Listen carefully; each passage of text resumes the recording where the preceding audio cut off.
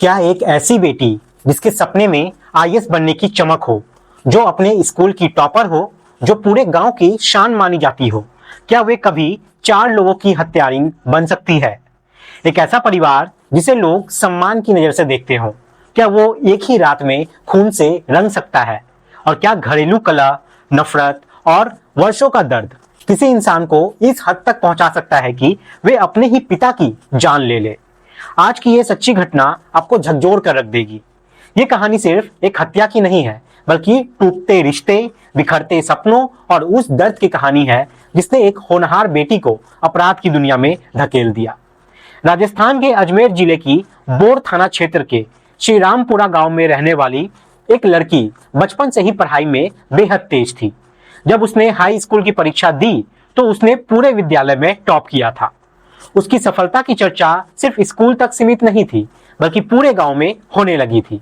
हर कोई उसकी तारीफ करता और कहता था कि ये लड़की एक दिन जरूर बड़ा नाम कमाएगी। उसके बाद जब उसने 12वीं की परीक्षा दी तो उसने पहले से भी बेहतर अंक हासिल किए। एक बार फिर उसकी सफलता की चर्चा हर तरफ होने लगी थी। स्कूल के शिक्षक, स्टाफ और दूसरे छात्र उससे अक्सर पूछा करते थे कि वे आगे चलकर क्या बनना चाहती है। लड़की पूरी आत्मविश्वास के साथ कहती थी कि वे यूपीएससी की तैयारी करेगी और आईएएस अधिकारी बनेगी। उसका सपना था कि एक दिन वे जिला अधिकारी बनकर समाज और देश की सेवा करेगी। उसकी बातों में इतना आत्मविश्वास होता था कि सुनने वाले भी उसके सपनों पर यकीन करने लगते थे। 12वीं का परिणाम आने के बाद वे अपने पिता के पास गई। उसने उन्हें अपना रिजल्ट दिखाया और कहा कि अब उसका दाखिला किसी बड़े शहर के अच्छे कॉलेज में करा दिया जाए, ताकि वे और बेहतर तरीके से तैयारी कर सके। उसने अपने पिता से कहा कि अगर उसे सही माहौल और अच्छी शिक्षा मिले तो वे निश्चित रूप से यूपीएससी पास कर सकती है। लेकिन दुर्भाग्य से उसके पिता ने उसकी बात को गंभीरता से नहीं लिया। उन्होंने उसकी इच्छा जरूर सुनी, लेकिन उस पर अमल नहीं किया। शायद अगर उस समय उसके पिता ने उसकी पढ़ाई को महत्व दिया होता तो आज उसकी जिंदगी की दिशा कुछ और हो सकती थी। क्योंकि जिस लड़की में आईएएस बनने की क्षमता हो, वही आगे चलकर एक ऐसे अपराध में शामिल हो गई जिसने पूरे इलाके को हिलाकर रख दिया। उसके हाथ सिर्फ एक नहीं बल्कि 4 हत्याओं के खून से रंग जाते हैं। जब पुलिस ने इस सनसनीखेज मामले का खुलासा किया तो लोगों को अपनी आंखों और कानों पर यकीन नहीं हुआ। किसी को यकीन नहीं हो रहा था कि इतनी प्रतिभाशाली और होनहार लड़की अपराध कैसे कर सकती है। यह घटना राजस्थान के अजमेर जिले की है। अजमेर के बोर थाना क्षेत्र के अंतर्गत आने वाली श्रीरामपुरा गांव से लगभग 500 मीटर दूर उरई रोड पर 28 मई 2026 की सुबह करीब 5:30 बजे एक राहगीर गुजर रहा था। तभी उसकी नजर सड़क से थोड़े नीचे खड़ी एक स्कॉर्पियो गाड़ी पर पड़ती है। गाड़ी वहां पे धू धू कर जल रही थी। आग की लपटें इतनी तेज थी कि दूर से ही दिखाई दे रही थी। राहगीर ने तुरंत अपना मोबाइल निकाला और घटना का वीडियो बनाना शुरू कर दिया। वीडियो बनाने के बाद उसने पुलिस को फोन किया और पूरी जानकारी दे दी। उसने बताया कि एक स्कॉर्पियो कार में भीषण आग लगी हुई है और हो सकता है कि कोई बड़ा हादसा हुआ हो। सूचना मिलते ही पुलिस और फायर ब्रिगेड की टीम मौके पर पहुंच जाती है। धीरे धीरे आसपास के लोग भी वहां इकट्ठे होने लगते हैं। फायर ब्रिगेड ने काफी मशक्कत के बाद आग पर काबू पा लिया, लेकिन जब गाड़ी की जांच शुरू हुई तो वहां मौजूद हर व्यक्ति सुन्न रह गया। कार के अंदर 3 लोगों के जले हुए शव मिले। आग इतनी भयानक थी कि शरीर लगभग पूरी तरह जल चुके थे और केवल हड्डियों का ढांचा बचा हुआ था। इसी दौरान कुछ लोगों की नजर पास के खेत पर पड़ी, जहां एक महिला गंभीर रूप से घायल अवस्था में पड़ी हुई थी।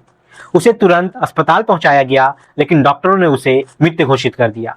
अब यहाँ पे कुल 4 लोगों की मौत हो चुकी थी। पुलिस ने चारों शवों को कब्जे में लेकर पोस्टमार्टम के लिए भेज दिया और मामले की जांच शुरू कर दी।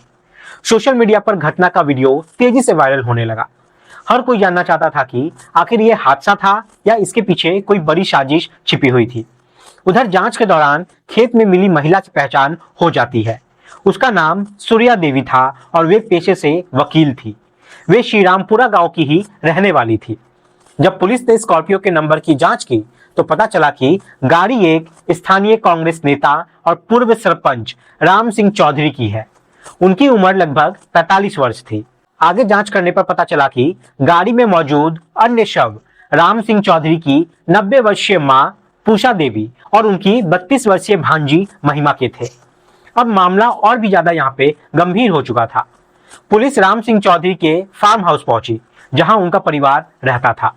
पूछताछ में पता चला कि राम सिंह चौधरी ने 2 शादियां की थी।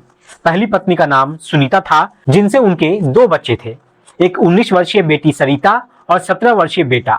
बेटी पढ़ाई में बेहद तेज थी और आईएएस बनने का सपना देख रही थी, जबकि बेटा स्नातक की पढ़ाई कर रहा था। पुलिस ने जब दूसरी कहानी के बारे में जानकारी जुटाई तो एक दिलचस्प कहानी यहाँ पे सामने आती है। कुछ साल पहले राम सिंह चौधरी एक मारपीट के मामले में जेल गए हुए थे। उसी दौरान उनकी मुलाकात वकील सूर्या देवी से होती है, जो उनकी पैरवी कर रही थी। मुलाकात धीरे धीरे दोस्ती में बदली और फिर दोनों एक दूसरे के करीब आ गए। बाद में उन्होंने शादी कर ली और एक ही फार्म हाउस में पूरा परिवार साथ रहने लगा। बाहर से देखने पर सब कुछ सामान्य लग रहा था, लेकिन इस परिवार के भीतर एक ऐसा तूफान पड़ रहा था जो जल्द ही 4 लोगों की मौत का कारण बनने वाला था। पुलिस जब फार्म हाउस में मौजूद परिवार के लोगों से पूछताछ कर रही थी, तभी एक बात ने जांच अधिकारियों का ध्यान अपनी ओर खींच लिया।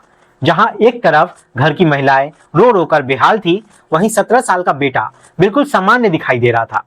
वे आराम से बैठकर चाय पी रहा था, मानो उसके परिवार में कोई बड़ी घटना हुई ही ना हो। पुलिस अधिकारियों को यह बात बेहद अजीब लगती है। एक अधिकारी ने दूसरे से कहा कि जिसका पिता अभी अभी इतना दर्दनाक मौत का शिकार हुआ हो, वो इतना शांत कैसे रह सकता है। उधर पोस्टमार्टम रिपोर्ट भी सामने आ चुकी थी। रिपोर्ट ने पुलिस के शक को और ज्यादा मजबूत कर दिया। खेत में मिली सूर्या देवी की शरीर पर कई गहरे घाव के निशान पाए गए थे। ऐसा लग रहा था कि किसी धारदार हथियार से उन पर कई बार हमला किया गया था। ये किसी सड़क हादसे या आग लगने की सामान्य घटना नहीं थी। साफ साफ था कि मौत आग लगने से पहले हुई थी। हालांकि कार में मिले बाकी 3 शव इतनी बुरी तरह जल चुके थे कि उसके शरीर पर मौजूद चोटों के निशानों की पहचान करना भी मुश्किल हो चुका था। अब जांच यहाँ पे आगे बढ़ी तो पुलिस को कार के अंदर और घटनास्थल पर भी कई ऐसी बातें मिली जिनसे लगने लगा कि शवों को बाद में कार में रखा गया था। ऐसा प्रतीत हो रहा था कि हत्या कहीं और की गई थी और फिर सबूत मिटाने के लिए शवों को कार में डालकर आग लगा दी गई थी। अब पुलिस का शक यहाँ पे सीधे परिवार के बचे हुए सदस्य पर जाने लगा। इसके बाद पुलिस ने पहली पत्नी सुनीता, उसकी बेटी सरिता और बेटे से अलग अलग पूछताछ करना शुरू किया। पूछताछ के दौरान पुलिस ने घर के अंदर कुछ ऐसे स्थान भी देखे जहां हाल ही में विशेष रूप से सफाई की गई थी। कुछ जगहों को धोया गया था। जब पुलिस ने इसका कारण पूछा तो कोई संतोषजनक जवाब नहीं मिलता है। अब पुलिस लगभग निश्चित हो चुकी थी कि हत्या का राज इसी घर के अंदर छिपा हुआ है। आखिरकार जब तीनों से सख्ती से पूछताछ की गई तो एक ऐसा सच सामने आया जिसने पूरे मामले को पलट कर रख दिया। पूछताछ में पता चला कि राम सिंह चौधरी अक्सर शराब पीकर घर आते थे और फिर अपनी पहली पत्नी सुनीता के साथ बुरी तरह मारपीट करते थे। यह सिलसिला वर्षों से चल रहा था। बच्चे बचपन से अपनी मां को पीटते हुए देखते आए थे। उनके मन में अपने पिता के प्रति धीरे धीरे गुस्सा और नफरत जमा होती चली गई थी। सरिता जो थी, जो पढ़ाई में बेहद होशियार थी और आईएएस बनने का सपना देखती थी, कई बार अपने पिता से पढ़ाई के लिए मदद मांग चुकी थी। वे चाहती थी कि उसे किसी बड़े शहर में पढ़ने का मौका मिले, लेकिन उसके पिता ने कभी उसकी बात को महत्व नहीं दिया। दूसरी ओर वो अपनी दूसरी पत्नी सूर्या देवी पर खूब पैसे खर्च करते थे और उन्हें हर तरीके की सुविधाएं देते थे। यही बात बच्चों के मन में और ज्यादा कड़वाहट पैदा कर रही थी। सुनीता ने पुलिस को बताया कि उसने कई बार अपने बेटे को समझाने की कोशिश की थी। वे उनसे कहती थी कि चाहे कुछ भी हो, पिता के खिलाफ कोई गलत कदम नहीं उठाना है, लेकिन बेटे के मन में वर्षों का गुस्सा जमा हो चुका था। किसी को पता भी नहीं चला कि उसने ऑनलाइन एक बड़ा चाकू मंगवा लिया था और वे सही मौके का इंतजार कर रहा था। घटना से एक दिन पहले भी राम सिंह चौधरी शराब के नशे में घर आए थे और उन्होंने सुनीता के साथ बुरी तरह मारपीट की थी। उस रात भी सुनीता ने अपने बेटे को समझाया था कि वे कोई गलत कदम ना उठाए, लेकिन शायद अब बहुत देर हो चुकी थी। 27 और 28 मई की रात लगभग 2 बजे का समय था। पूरा परिवार सो रहा था। तभी बेटा चुपचाप उठा। उसने वो चाकू उठाया जो उसने पहले से मंगवाकर रखा हुआ था और अपने पिता के कमरे में पहुंच जाता है। राम सिंह चौधरी गहरी नींद में सो रहे थे। बेटा धीरे से उनके पास पहुंचा और अचानक चाकू से उन पर हमला कर दिया। हमला इतना तेज था कि राम सिंह चौधरी को संभलने का मौका तक नहीं मिला। उसकी चीख सुनकर पास में सो रही सूर्या देवी जाग जाती है। उन्होंने विरोध करने की कोशिश की, लेकिन बेटे ने उन पर भी ताबड़तोड़ हमला कर दिया। कुछ ही पलों में कमरा खून से भर गया। इसी दौरान सुनीता और सरिता भी वहां पहुंच जाती है। अब तक हालात पूरी तरह यहाँ पे नियंत्रण से बाहर हो चुके थे। शोर सुनकर घर में मौजूद राम सिंह चौधरी की मां पूषा देवी और उसकी भाजी महिमा भी वहां पहुंच जाती है।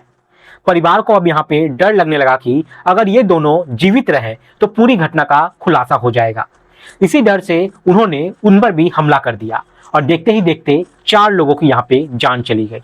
अब सबसे बड़ी चुनौती ये थी कि इस हत्याकांड को छिपाया कैसे जाए। माँ, बेटी और बेटे ने मिलकर इसे हादसे का रूप देने की योजना बनाई। चारों शवों को स्कॉर्पियो गाड़ी में रखा गया।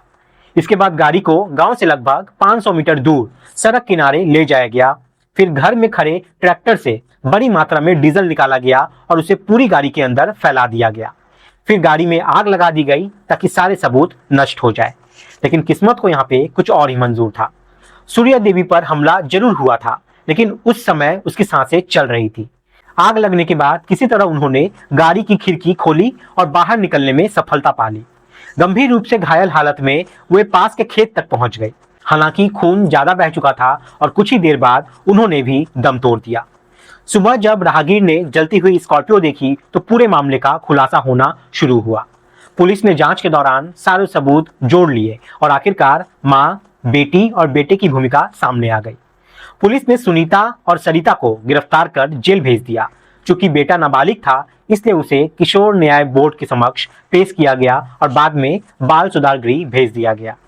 जांच के दौरान यह भी सामने आया कि राम सिंह चौधरी पर पहले से लगभग 16 मुकदमे दर्ज थे। उनका व्यवहार अक्सर आक्रामक और हिंसक बताया जाता था। यही घरेलू हिंसा धीरे धीरे परिवार के भीतर नफरत की एक ऐसी आग बन गई जिसने अंत में 4 लोगों की जान ले ली और एक होनहार बेटी का भविष्य हमेशा के लिए बर्बाद कर दिया। दोस्तों, इस पूरी घटना को सुनाने का उद्देश्य किसी की भावनाओं को ठेस पहुंचाना नहीं है। इसका उद्देश्य केवल समाज को जागरूक करना है।